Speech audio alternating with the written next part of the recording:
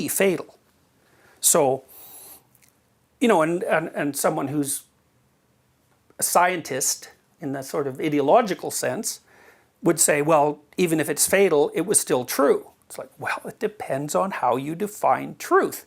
Like if you're willing to say that fatal is true, well then go ahead. But I think that's not a good definition of truth. And that's where our disagreement really lies. You have your definition, and I have my definition. I think my definition is Darwinian.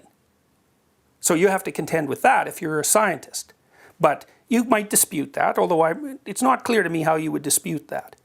But, well, we've already run through that argument. It gets tangled up at the bottom, you know. And I also think, well, part of the problem with the view that only what is objectively observable is real, which you can have a science without that presupposition. You could say only what is objectively true is uniquely useful and valuable. But it's, you know, it's part of a bunch of things that are uniquely useful and valuable. But let's not discount it. It's also dangerous, so we got to keep an eye on it, you know. It's a big tool. Well, that's a perfectly reasonable thing to do. What do you take the next step and you say, only that? Well, then I also think another way. It's like, why are you claiming only that?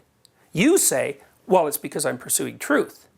And I think, oh, you're sure about that, are you? You actually think that like you're sure that you're on this pristine path.